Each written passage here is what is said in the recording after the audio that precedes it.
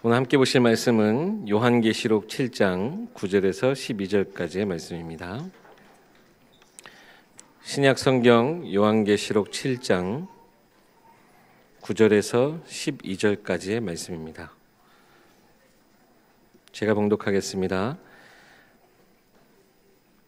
이 일 후에 내가 보니 각 나라와 족속과 백성과 방언에서 아무도 능히 셀 수 없는 큰 무리가 나와 흰옷을 입고 손에 종려 가지를 들고 보좌 앞과 어린 양 앞에 서서 큰 소리로 외쳐 이르되 구원하심이 보좌에 앉으신 우리 하나님과 어린 양에게 있도다 하니 모든 천사가 보좌와 장로들과 내 생물의 주위에 서 있다가 보좌 앞에 엎드려 얼굴을 대고 하나님께 경배하여 이르되 아멘. 찬송과 영광과 지혜와 감사와 존귀와 권능과 힘이 우리 하나님께 세세토록 있을지어다. 아멘 하더라.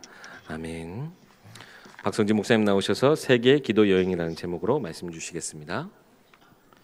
오늘 오전부터 해서 오늘 3부 예배까지는 선교라는 주제로 같이 함께 말씀을 나누고 있습니다. 세계 선교하면 사실 우리 많은 성도님들이 선교는 좀 특별한 사람들이 하는 거, 그리고 선교사로 나가는 거는 굉장히 특별한 하나님의 부르심을 받고 나가는 거, 어떻게 보면 맞습니다.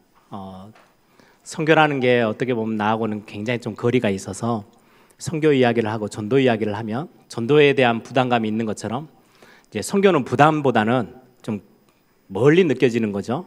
내가 바로바로 내가 뭔가를 해야 되는 것처럼 느껴지지 않는 단어일 수도 있습니다. 오늘 3부 예배 때는 좀 실제적인 부분들을 영상도 보고 좀 사진도 몇 장을 좀 보시면서 선교를 누리는 응답을 어디서부터 시작하면 될까? 그래서 오늘 제목을 제가 세계 기도 여행이라고 단어를 붙였습니다. 잠깐 메시지를 시작하기 전에 제가 영상 하나를 보여드릴 건데요. 제목은 지금 2020년이죠. 1806년, 그러니까 꽤 오래됐죠. 거의 200년이 넘었죠. 1806년도에 미국의 대학생이 한 5명이 하나님의 굉장히 중요한 은혜 속에서 학교 안에서 기도 모임을 시작했어요. 기도를 이제 매번 학교 기독 학생들이니까 그때 당시 대학을 갈 정도면 굉장히 가정이나 전체적인 어떤 지위가 꽤 성공의 궤도로 갈 수 있는 굉장히 그래도 잘 살고 위치가 있는 가문에서 이제 대학을 가서 신앙생활을 하면서 대학 생활을 하는 중에 그 5명의 청년들이 모여서 함께 기도를 하다가 어느 날 하나님이 부으신 은혜가 있었겠죠. 어떻게 하면 하나님께 가장 영광 돌리며 하나님이 원하시는 것들을 할 수 있을까라고 하다가 세계 선교, 세계 복음화, 그때만 해도 200년 전이니까요. 다른 나라를 생각하는 거 우리보다 훨씬 더 멀리 있었을 것 같아요. 그렇죠? 제가 거의 한 20년 됐죠. 벌써 제가 우리 광주대교회, 에일교회 전신 광주대교에 와서 우리 대학생들하고 같이 우리 세계 선교, 단기 선교를 가자. 라고 이제 제가 처음에 꼬셨더니 다들 불가능한 것처럼 저를 쳐다봐요. 그래서 이걸 가능하게 하려면 어떻게 할까? 그래서 제가 한 2년 정도 스케줄을 잡고요. 첫 해는 바로 그냥 해외 비행기 타고 해외를 가자 이렇게 하면은 아무도 안 끌려올 것 같아서 일단은 광주를 벗어나는 사역을 해야 되겠다. 그래가지고 그때 이제 한참 전도 캠프 이런 단어가 있어서 메시지로는 대구의 팔공산 굉장히 한국에서는 거의 거대한 불상이 있는 절이죠. 그리고 제가 알기로는 영천에 가보면요 불상이 한 10,000개가 넘게 있다 그래서 만불사라는 절이 있어요. 그런 것들을 몇 개를 이렇게 좀 보면서 전도 여행을 먼저 가야 되겠다. 그래서 학생들을 우리 메시지에는 그런 우상 현장들을 계속 듣긴 하는데 우리가 직접 한번 확인해 보러 가자. 그래가지고 그때 꽤 많은 숫자가 대학생들과 청년들 같이 움직여가지고요. 이제 전라도에서 경상도로 움직여 나가는 거니까 굉장히 교회에서는 큰 일 중에 하나였어요. 거의 일주일을 단위를 가서 이제 거기에 머물면서 우상 현장들을 여기저기 이제 다 다녀본 거죠. 그리고 하고 나서는 그 다음 해 이제 선교를 가자. 이제는 광주를 벗어나는 걸 한번 해봤으니까 광주로 벗어나서 우리 한국 땅 말고 다른 나라를 가보자라고 해서 필리핀을 계획을 세우고 가게 됐어요. 그때 대학생들이 한 17명이 같이 함께 동참을 했는데요. 제가 한번 손을 들어보라 그랬어요. 비행기를 타본 사람, 국내선이어도 괜찮으니까 그때가 20년 전밖에 안 돼요. 비행기를 한 번이라도 타본 사람 손 들어봐 그랬더니 딱 한 명 손 들더라고요. 해외를 간 게 아니고 국내선을 타본 학생이 한 명이고요. 나머지는 한 번도 비행기라는 거를 타본 적이 없는 학생들이었어요. 그 학생들 데리고 이제 필리핀을 가야 되는 계획을 세웠죠.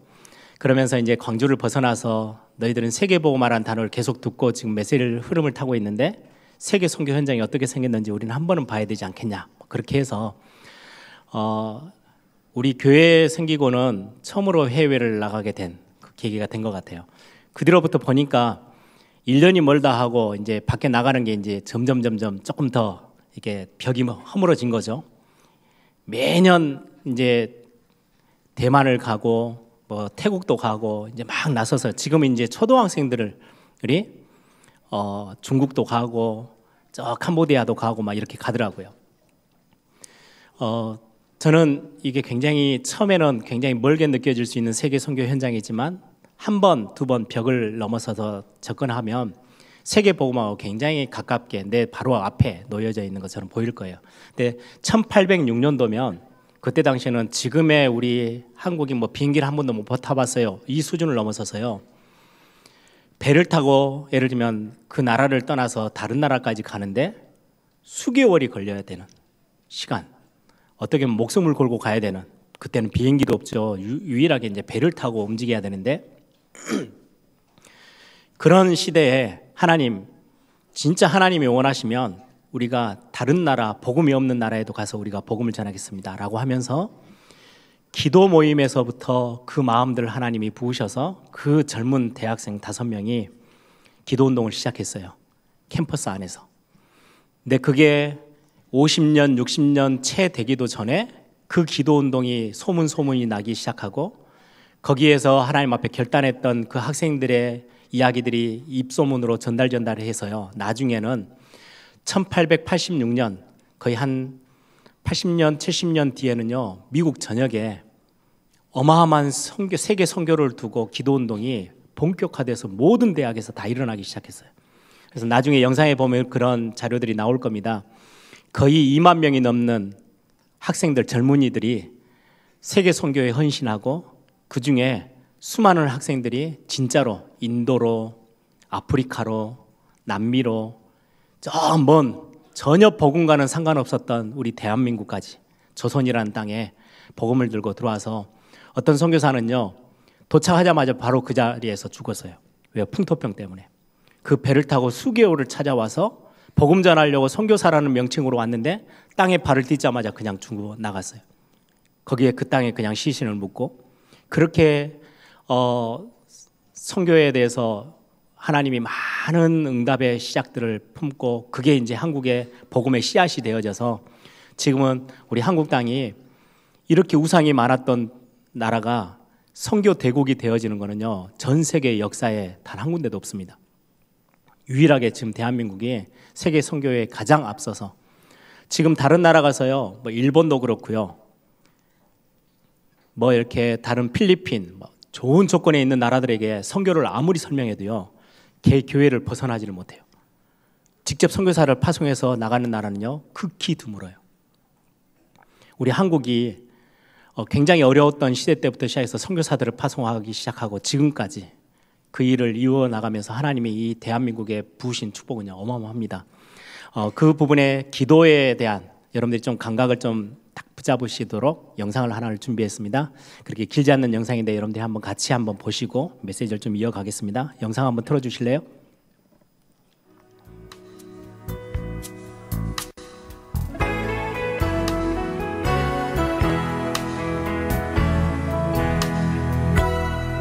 세계 선교에 대한 한국 교회의 역할은 점점 더 커지고 있다. 현재 1만 5천여 명의 선교사를 배출해 세계에서 두 번째로 많은 선교사를 파송한 나라가 되었다. 그리고 오늘도 수많은 예비 선교사들이 자신의 삶을 드리기를 결단하고 있다. 한국교회가 이렇게 열심히 해외 선교에 나설 수 있게 된 것은 우리에게 복음을 전해준 자들이 있었기 때문이었다. 토마스, 언더우드, 아펜젤러 등 미국에서 온 푸른 눈의 청년들은 알려지지 않는 나라 조선으로 와 복음을 전했고, 이들은 미신과 정령 숭배에 갇혀있던 우리 민족에게 복음의 씨앗을 심었다. 19세기 말 은둔의 땅 조선에까지 이르게 된 이 서구에서 일어난 청년 선교 동원의 흐름은 19세기 초 사무엘 밀즈라는 학생을 비롯한 소수 학생들의 건초더미 기도회에서 비롯되었다. 1806년 당시 미국은 청교도들의 신앙이 사회의 분위기를 주도하고 있었다. 뉴 잉글랜드의 리치회리 지방을 중심으로 영적 대부흥이 일어나면서 신학교가 생기고 해외 선교에 대한 관심이 조금씩 고조되기 시작했다. 하지만 젊은이들 사이에는 아직 해외 선교의 움직임이 구체적으로 나타나지 않았던 상황이었다. 그러던 중 윌리엄스 컬리지에 입학한 사무엘 밀즈와 제임스 리차드는 당시 미국 동부에서 역사했던 부흥을 경험하고 대학 내에서 정기적인 기도 모임을 시작했다.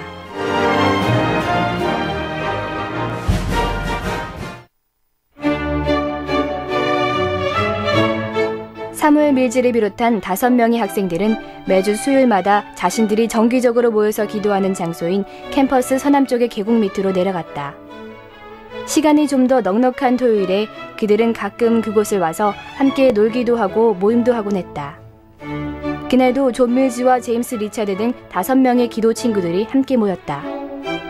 그날 오후는 무척 더웠다. 그들은 숲속 나무 그늘 아래 앉아 기도할 작정이었다. 그러나 갑자기 검은 구름이 몰려오고 빗방울이 떨어지기 시작했다. 그들은 급히 소나기를 피해 근처에 있는 건초더미 아래로 몸을 피했고 그곳에서 대화가 시작됐다. 소나기가 내리는 동안 그들은 기도하기 시작했고 그 기도 가운데 성령님이 임하시고 하나님의 비전을 보기 시작했다. 그것은 아시아와 이슬람권의 복음이 전파되는 환상이었다. 기도를 마친 후 사무엘 밀즈는 그들에게 복음을 전함으로써 빛을 가져다 주자고 제안했다. 우리가 하려고만 한다면 우리는 할 수 있다 라고 제안한 이 말은 훗날 건초더미 기도회 운동의 슬로건이 된다. 건초더미 아래에서 시작된 5명의 기도 모임이 19세기 초에 미국 선교 역사를 주도하게 된 것이다.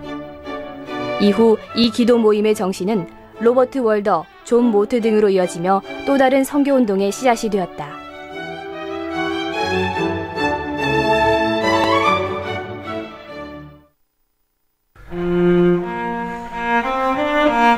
대학생 복음 역사와 세계 선교에 대한 비전을 가진 YMCA 학생 총무 루터 워샤드는 사무엘 밀즈의 선교 정신을 잇고자 눈보라치는 윌리엄스 대학을 방문해 사무엘 밀즈 기념비 앞에 엎드려 서원했다.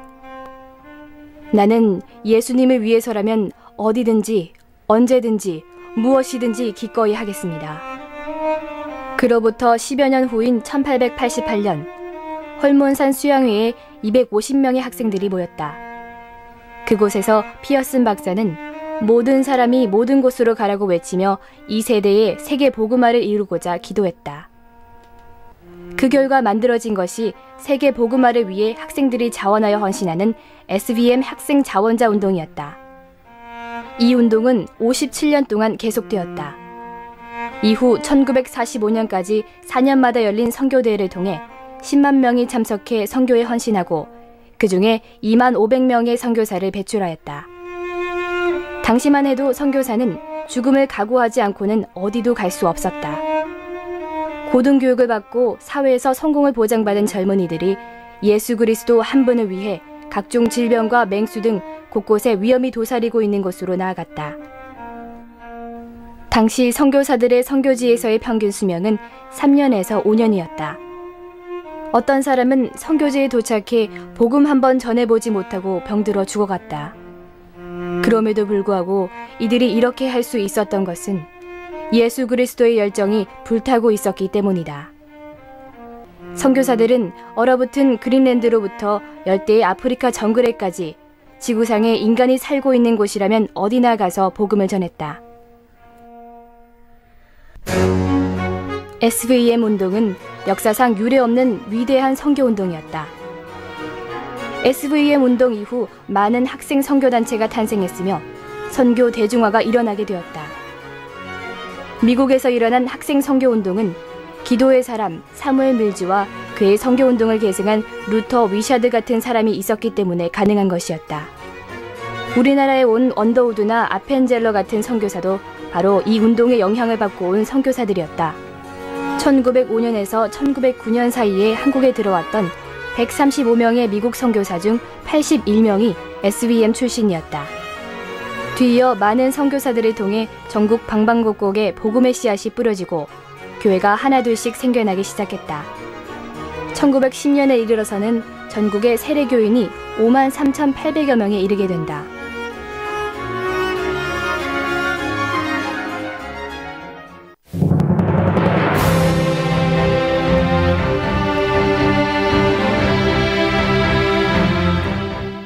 (2006년은) 건초더미 기도회가 있었던 200주년이 되는 해이다. 사무엘 밀즈가 우리가 하려고만 한다면 우리는 할 수 있다고 고백한 것처럼 하나님께서 하시고자 한다면 하나님께서는 오늘 우리를 들어 하나님의 부흥의 물결이 세계 곳곳으로 뻗어나가도록 하실 것이다. 오늘 우리에게 더 중요한 것은 내가 한 기도가 응답되기 위해서는 그 기도한 것에 대해서 바로 내가 헌신하는 일일 것이다. 100년 전 1907년의 대부흥 역사를 간절히 이야기하는 지금 우리는 또 다른 100년 뒤에 우리를 통해 아직 복음을 듣지 못한 하나님의 잃어버린 자녀들에게 그 은혜가 전파되고 열방을 향한 하나님의 목적이 이루어지는 비전을 향해 나아가고 있는 것이다. 하나님은 이 선교와 부흥의 시대를 책임질 젊은이들을 지금도 부르고 계신다. 우리를 통해 다시 한번 아직 복음을 듣지 못한 하나님의 잃어버린 자들에게 그 은혜가 흘러나가기를 기대합니다.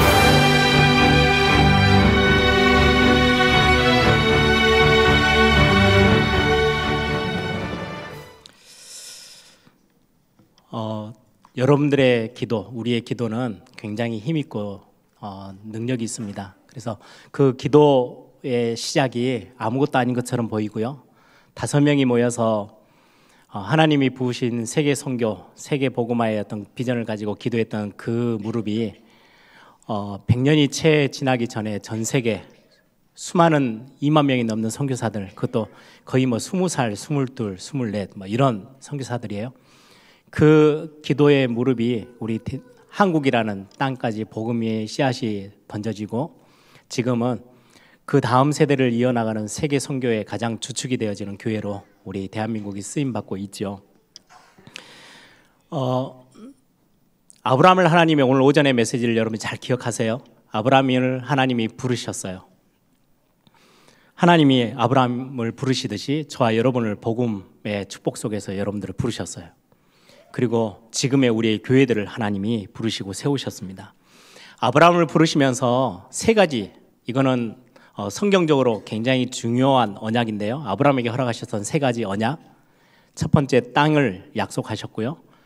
두 번째, 후손을 약속하셨고, 그리고는 모든 민족, 모든 족속, 열방을 복을 받게 하겠다고 하나님이 복의 근원으로 쓰시겠다는 하나님의 언약이었어요. 근데 그 언약이 아브라함의 수준하고 아무 상관없이요. 수준이 안 되었던 아브라함 아시죠? 애굽으로 도망가기도 하고 의식주 문제에 헤매이기도 했던 아브라함을 하나님은 그 언약대로 수준을 높여주시고 그릇을 키우시고 불신앙을 깨뜨리시고 나중에는 믿음의 조상으로 하나님이 만들어 나가셔서 결국은 가나안 땅 다 정복하고요. 그 가나안 땅이 그걸로 끝이 나는 게 아니고요. 지금의 우리에 따라 말하면 우리 주변에 우리가 광주와 호남 516개 섬을 놓고 기도하듯이 하나님이 우리에게 이 땅을 차지하고 그곳에 하나님 나라 임하도록 하시는 축복을 우리에게 약속하셨어요. 그리고는 그걸 그대로 이루셨거든요. 아브라함에게 이루셨던 것처럼 저희들은 그래서 그 언약을 붙잡고 기도하는 겁니다. 또한 우리 후손, 그게 나중에는 이삭을 낳게 되고 아들이 하나도 없었는데 100세 때 아들을 낳고 그 아들을 통해서 나중에는 야곱과 12지파 하나님이 이스라엘 백성, 이스라엘이란 나라를 큰 민족을 이루게 하셨는데요. 그게 끝이 아니에요. 그들을 전 시대로 이런저런 많은 어려움들이 있었잖아요. 흩으셔서 흩어진 자, 거기서 복음의 언약들이, 하나님의 말씀들이 전달되도록 결국은 로마서에 보면은 어디로 딱 국한이 되어졌냐니까요. 영적 이스라엘, 저와 여러분을 말씀하는 거예요. 아브라함에게 후손을 약속하셨는데 그 후손이 나중에는 그리스도를 통해서 복음 가지고 있는 저와 여러분들까지 전달되어지는 언약으로, 그 축복으로 언약이 성취되어져요. 그래서 여러분들 통해서 또다시 우리의 후대와 여러분들 통해서 많은 제자들을 세우는 일에 하나님은 그 일을 계속해서 이루어 가실 겁니다. 아브라함에게 약속하셨던 마지막 열방에 대한 축복은요, 세계 선교와 세계 복음화에 대한 약속이에요. 그거를 착각했던 이스라엘 백성들, 선민 사상에 갇혀 있었던 이스라엘 백성들은 결국은 하나님이 선교에 대한 그림이 없다 보니까요, 일부러 흩으셨어요. 전 세계에 나라를 잃어버리고 나라가 아예 없어져 버렸잖아요. 이스라엘이라는 나라가 45년 만에 1945년에 회복이 됐잖아요. 완전 뿔뿔이 흩어져서 나라를 다 잃어버리고 전 세계로 하나님이 흩으셔서 선교를 경험하게 하셨던, 구약의 역사도 마찬가지예요. 그렇게 하면서 하나님이 세계 복음화의 언약들을 주시는데, 저와 여러분 지금의 우리의 시간표에 세계 선교에 대한 그림을 여러분들의 가슴에 담을 수 있다면 하나님은 굉장한 일들을 저와 여러분을 통해서 이루실 것입니다. 신앙적으로 따지면 아까 오전에 말씀드렸던 기복신앙, 나 중심의 신앙에서 벗어나서 하나님이 원하신 전도와 선교, 우리 후대 살리는 렘넌트 운동까지, 그래서 우리 지금 다락방 전도운동에서 하는 이 사역은요, 굉장히 성경적이고 하나님이 가장 중요하게 여기시는 그 포인트들을 놓치지 않는 굉장히 중요한 전도운동입니다. 그래서 여러분들이 이 속에, 전도의 대열 속에, 빛의 대열 속에 있는 것만으로도 얼마나 큰 축복인지요.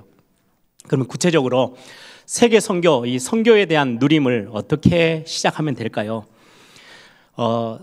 지도 3장을 한번 보여드릴게요. 선교, 세계 선교 지도. 제가 인터넷에 찾아봤어요. 한번 사진 띄워주실래요? 세계 선교 지도라는 이런 지도들도 있어요. 이제 많은 선교단체에서 또 많은 교회에서 선교위원회 같은 데서 이런 지도들을 이제 만들어서 저기에 많은 그래프나 이렇게 도표들은요, 각 종교들, 어떤 이 나라에는 복음이 얼마나큼 전달되어 있는지, 퍼센테이지가 어느 정도인지, 이런 어떤 도표들이 잘 기록돼서 이걸 한눈에 보면서 지금 세계 선교 현장이 이런 게 지금 갈급하게 필요하구나, 이런 걸 좀 볼 수 있는 지도죠. 또 다른 지도요. 예, 세계 선교에 대한 여러 가지 모양의 어떤 지도를, 지금 이거는 많은 종교들이나 이런 어떤 중심의 것들로 색깔을 좀 다르게 해서 또 표현해낸 지도이기도 하고요. 또 다음 장이요. 중요하게 이런 미전도 종족, 아까 제가 말씀드렸죠. 24,000 종족 중에 종족을 다 계산했더니 한 24,000개. 근데 그 중에 복음을 전혀 듣지 못한, 단 한 번도 듣지 못했던, 어느 정도냐니까, 예수님을 아십니까? 그럼 먹는 겁니까? 라고 물어볼 만큼 그 단어 자체를 들어보지 못했던 민족이 지금 한 12,000 종족 남아 있어요. 그 이제 색깔들을 칠해놨죠. 그래서 이 사진들을 중심으로 보니까 한쪽에가 몰려 있어요. 이 색깔이 진한 색깔들이 복음을 전혀 듣지 못한. 그래서 그 다음 도표요. 사진 한번 보여주세요. 그래, 전 세계 이렇게 지도 중에 위도는 옆으로 쪼개지는 거죠. 우리 38선 그럼 3.38도예요. 위도가.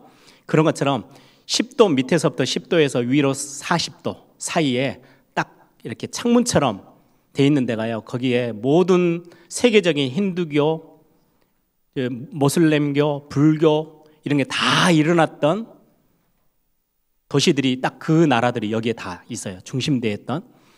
그래서 이걸 보고 14시창, 영어로는 템포리 윈도우 이렇게 합니다. 그 다음 사진 한번 보여주세요. 이렇게 전 세계 지도 중에 이쪽으로 이렇게 몰려서 복음이 전혀 없는, 그래서 많은 선교단체는 이쪽을 향해서 선교 전략을 짜고 있는 중입니다. 마지막 사진요.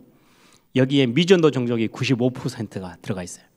그러다 보니까 많은 선교단체는 나머지는 복음이 한번 들어갔으니까 놔두고 여기에 집중해야 돼라고 하는데요. 우리 다락방은 훨씬 더 넓게 갑니다.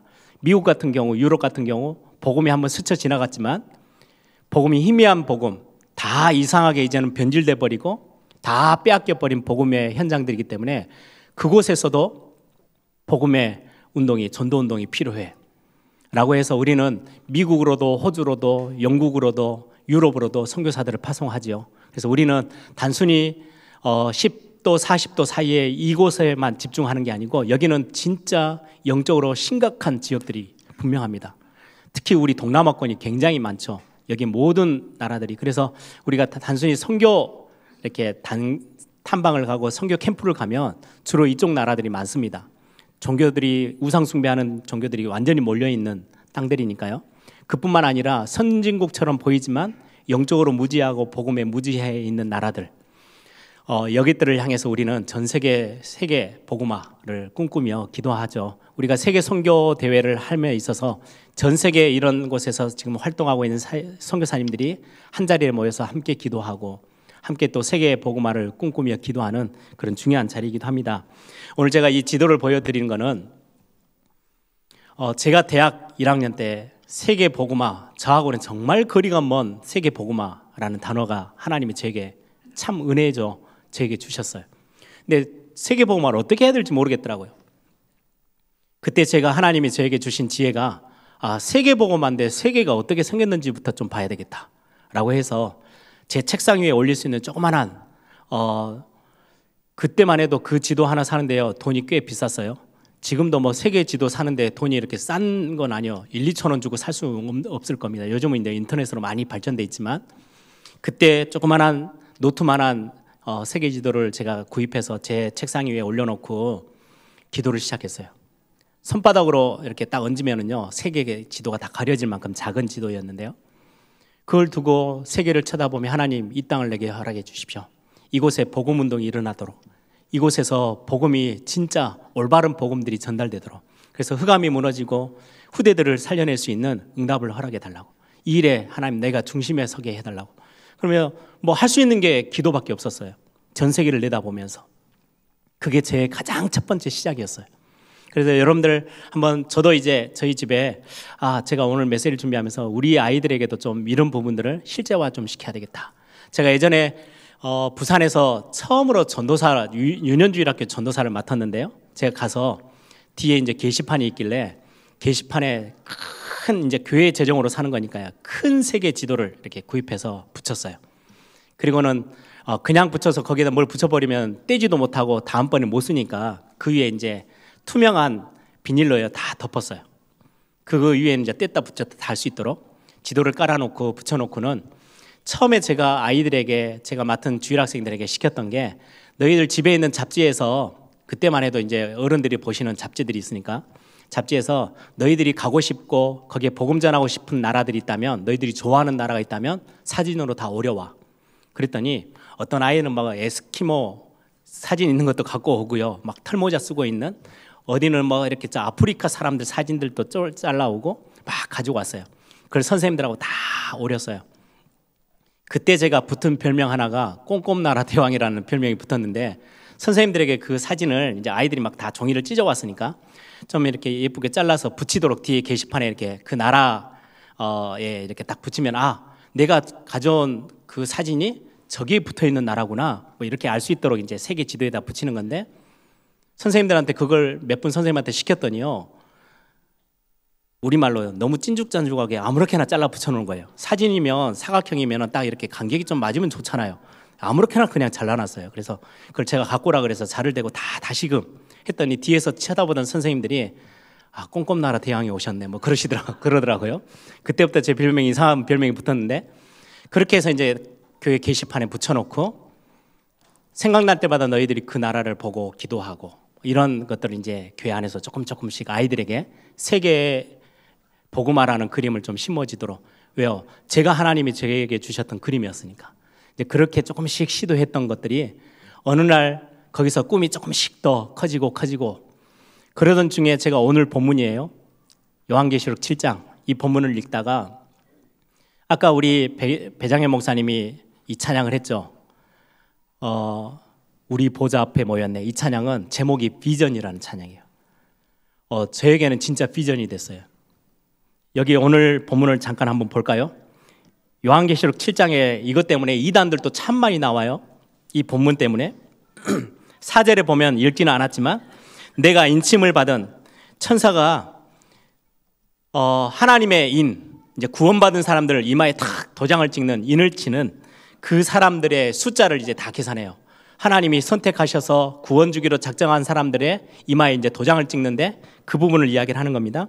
4절에 보니까 내가 인침을 받은 자의 수를 들으니 이스라엘 자손의 각 지파 중에 인침을 받은 자들이 14만 4천이더라. 여러분들 14만 4천이라는 단어가 여기에 나옵니다. 12지파가 있는데요. 12지파 한 지파에 12,000명. 곱하기 12가 되니까요. 14만 4천이 돼요.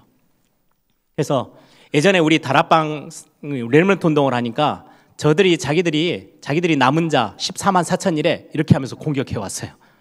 말도 안 되는 이야기죠. 또 진짜 이단들은요. 우리만이 14만 4천 안에 들어가고 너희들은 아니야. 아무리 열심히 신앙생활하고 교회 생활하고 막 봉사 다 해도 너희들 자기만의 교리를 따르지 않으면 14만 4천 안에 못 들어가. 뭐 이런 식의 논리를 펴서 자꾸 이렇게 이단적으로 이렇게 성경이 비성경적으로 막 가는 이단들이 참 많이 나오는 구절이 요한계시록 7장에 있습니다. 그런데 이 14만 4천으로 끝나지 않아요. 성경을 조금 더 읽어봐야 돼요. 여기에 머물러 버리면 성경을 잘못 해석하는 거죠. 5절부터 8절까지는 각 지파에 12,000명, 12,000명 쭉 숫자를 쳤고요. 9절에 오늘 읽었던 게요. 이 유대인 속에 하나님이 택한 선민이라고 말하는 이들 12지파 속에 14만 4천, 이거는 상징적인 숫자예요. 딱 정확하게 딱 떨어지는 14만 4천이 아니고 12라는 숫자는 12명의 제자처럼 굉장히 중요하게 12지파, 12지파, 이거는 상징적으로 굉장히 완성되어 있는 숫자, 성경에서. 그래서 12 곱하기 12에서 14만 4천이 나왔거든요. 이런 어떤 유대인들 속에 먼저 하나님이 선택한 백성들 속에 구원받을 자들이 일어나고 2일 후에 9절에 그렇게 돼 있죠. 내가 보니 각 나라와 족속과 백성과 방언에서 아무도 능히 셀 수 없는 큰 무리가 나와 흰옷을 입고 손에 종려가지를 들고 보좌 앞에 어린 양 앞에 서서 큰 소리를 외쳐 이르되 구원하심이 보좌에 앉으신 우리 하나님과 어린 양에게 있도다. 이렇게 찬양하는 가사예요. 비전이라는 찬양이 이 가사를 딱, 이 구절을 따서 가사화 시켰는데요. 저에게 있어서 그래서 많은 사람들이 세계복음화의 마지막 끝은 다시금 유대인에게 들어가서 유대인 중에 복음 받을 사람들, 뭐 이렇게도 이야기하시는 분들이 있습니다. 이 구절을 이제 근거 삼아서 하는 거예요. 유대인 중에 하나님이 작정하신 인물들이 있고, 그리고는 이 일 후에 유대인뿐만 아니라 각 나라와 백성과 방언과 족속들 속에, 전 세계 속에 하나님이 구원받기로 작정된 인물들, 이들이 다 구원받아 일어나서 하나님 앞에 우리를 구원하심이 보좌에 앉으신 우리 하나님 아버지, 그리고 그 어린 양 되신 그리스도께 있습니다 라는 고백의 찬양인 거죠. 저는 이 찬양을 대학교 때 배웠어요. 그래서 이 찬양을 부르면서 날마다 세계복음화를 꿈꿨어요. 하나님, 제가 제 생명이 얼마까지 몇 년까지 살지는 모르겠지만 하나님이 이 그림을 한번 보게 하옵소서.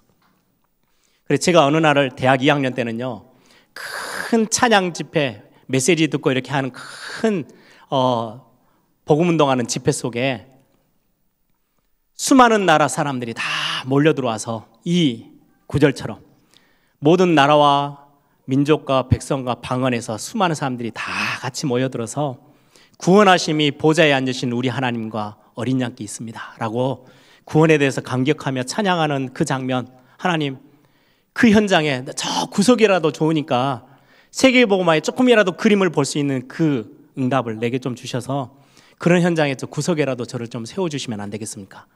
당연히 천국 가면 제가 누릴 응답이지만, 봐야 될 현장이지만, 이 땅에 내가 목숨이 있을 때, 그게 제가 대학 2학년 때 울면서 하나님 앞에 기도했던 기도 제목이었거든요. 근데 어느 날 제가 렘넌트 대회를 맡으면서요, 그걸 꿈꿨던 거를요 실제로 움직여서 행동에 옮기기 시작했어요. 그래서 저는 지금도 WRC 하면 제일 먼저 확인하는 게요, 통번역 부수입니다. 왜요? 여기에 방언, 각 나라 언어들로, 그리고는 몇 나라에서 왔는지. 그래서 핸드북에는 반드시 기록해서 넣습니다. 중국이라는 나라는 이제 조금 이렇게 애매하니까요, 일부러 기타 나라로 빼고요. 그래서 뭐 70 몇 개국, 우리가 237개 나라인데 이제 70 몇 개국에서 와요. 다도 아니고요, 소수 몇 사람들이. 어떤 나라에서는 한 명 와요. 그럼에도 불구하고 저는 제가 꿈꿨던 것들을요 조금씩 봐요. 얼굴 색깔도 다르고 눈빛도 다르고 말도 다르고 피부 색깔도 다른데 거기에서 모여서 함께 구원하심을 찬양하는 그 요한계시록 7장에 있었던 그 사실, 그게 저의 어디에서부터 시작했냐, 조그만한 지도를 하나 보기 시작하면서 그걸 놓고 기도하기 시작하면서, 여러분들 올해는 한번 여러분들의 자녀들과 함께 한번 그런 어떤 중요한 시작들을 한번 해보시기 바랍니다. 말씀을 정리해 보겠습니다. 저희가 그렇게 시작하면서 제가 제일 먼저 가장 경제적으로 어려웠을 때인데요, 하나님 이 일을 위해서는 어떻게든지 제가 중요한 헌신을 시작해야 되겠습니다. 그래서 저에게 제일 먼저 제가 만들었던 통장이요, 선교 통장이에요. 그래서 꾸준히 그때는 한 10,000원, 대학생 때는 10,000원 이렇게 저축하기 시작했어요. 정말 그때는 10,000원이면 컸거든요, 밥값 아껴가면서. 근데 그게 지금은 조금씩 더 불어서 작은 액수지만은 모아요. 그리고는 그게 이제 모아져 있다 보니까 매년마다 선교 무슨 대회에 헌금한다 그러면요 편하게 해요. 왜요? 쌓여져 있는 모아놓은 조금이라도 액수가 있으니까. 그렇게 하나님 앞에 이제 선교 통장도 만들고 제가 할 수 있는 것들을, 심부름 할 수 있는 것들을, 제 꿈을 펼칠 수 있는 응답들을 조금씩 그려보기 시작했어요. 그래서 올해 제가 놓고 기도하기는 이미 하고 계시는 팀들이 있죠. 세계 선교 현장을 놓고 기도팀 구성. 아까 우리 건초더미 기도에 보셨죠? 그런 기도 운동이요, 여러분들 작지 않아요. 예전에 어떤 선교사님이 우리는 선교지에서 각계전투를 하고 있습니다. 한국에서 각 나라에서 중요하게 기도 모임을 해주시는 것은 미사일을 폭격해 주는 것과 똑같습니다. 한국에서 뒤에서 후속에서요 미사일을 폭격해 놓고 나면 각계전투하기가 너무 쉽다는 거예요. 영적으로 완전 싸움에서 승리해 놓고 들어가는 거니까. 근데 그게 없으면 선교 현장은 너무나도 힘듭니다 라는 고백들을 들은 적이 있어요. 기도만큼 중요한 게 없어요. 그리고는 조금 이제 더 나아가서 우리 예일교회가 기도하던 그 선교 현장을 실제로 방문하고 발로 밟아보는 것까지 이제 조금씩 우리의 꿈을 실제로 만들어보는 그런 응답들이 있기를 바라고요. 예전에 우리 선교사 훈련원 있었죠. 거기는 졸업 기준이 선교 캠프를 한 번씩 다녀와야 졸업을 해줬는데, 요즘은 이제 선교사 훈련원 자체 시스템이 다르게 바뀌어 있다 보니까 그런 룰이 없어요. 근데 우리 교회에서 조금 그런 기준들을 세워서 우리 중요한 중직자로부터 시작해서 세계 선교 현장들을 방문하고, 참 사업하고 직장 생활하는데 참 쉽지 않지만 우리가 그렇게 꿈을 꾸고 기도를 시작해야 되지 않을까, 뭐 이런 생각들을 하면서 말씀을 정리를 해봤습니다. 결국 우리의 비전이죠. 한 가정이 한 선교사를 후원하고 파송할 수 있을 만큼 하나님이 그 계획이 분명히 맞다면 하나님 우리에게 경제 문도 여실 거고요. 하나님 큰 축복들로 하나님 채우시겠죠. 왜요? 복의 근원으로 우리를 처음부터 그렇게 부르셨으니까. 그래서 오늘 말씀 짧은 말씀이지만 여러분들이 같이 중요한 세계 선교를 누리는 응답, 나는 어디서부터 시작할까? 아주 작은 데서부터 시작하시면 됩니다. 저는 대학 1학년 때 그 세계 선교를 꿈꾸기 시작하면서요, 단 하루도 빠짐없이 제 마음속에는 세계 선교 현장이 제에게 들어있어요. 그래서 우리 목사님은 특별해서 지금 매달 뭐 이렇게 해외 선교 현장을 가는가 봐. 아니에요. 저에게는요, 정말로 제가 상상하지 못했던 하나님의 응답 속에서 제 인생을, 여기에 우리 중직자들 되신 분들은 제 어렸을 때 모습을 아시잖아요. 제 초등학생, 중학생 때 여기서 우리 장로님들 몇 분들은, 우리 권사님들은 저를 가르쳤던 교사였었는데요, 정말 수준 안 되는 제가 어느 날 하나님의 그 비전을, 하나님이 주신 그 꿈을 가지고 기도하며 한순간도 놓치지 않고 24 기도 속에 선교를 담고 있었는데요, 하나님이 많은 응답으로 보게 하셨어요. 그래서 저는 우리 많은 렘넌트들 앞에 또 증인으로 서 있잖아요. 우리 예일교회가 지금의 환경과 상황을 전혀 여러분들이요 놔두고, 그건 하나님이 언제든지 우리를 뛰어넘게 하실 것이기 때문에 2020년도에는 전도를 넘어서서 선교까지 꿈꾸고 기도하고 응답받는 우리 예일교회 모든 성도님들 되기를 소망합니다. 우리 한번 다 같이 한번 기도하십시다. 세계를 기도로 여행하는 가장 쉽지만 가장 위력 있는, 가장 힘 있는 하나님의 사역이 될 것입니다. 우리 또 이번에 세계 선교대회가 다음 달에 진행되어집니다. 또 많은 선교사님들이 한국에 들어오고 또 우리가 항상 같이 함께 소통하며 기도 제목을 나누는 중요한 또 선교사님들이 같이 함께 우리와 함께 얼굴을 대면하고 또 같이 말씀도 나누고 포럼하고 소통하는 시간이 있을 겁니다. 중요한 우리 선교 현장, 하나님 그냥 멀리만이 아니고 진짜 전 세계 현장이 내 가슴 속에 탁 들어와서 특히 우리 자녀들, 우리 렘넌트들에게는 전 세계 당연하게 손안에 딱 쥐고 세계복음화의 주역으로 뛸 수 있도록 하나님 은혜를 다하여 주옵소서. 우리 한번 다 같이 한번 통성으로 함께 기도합니다.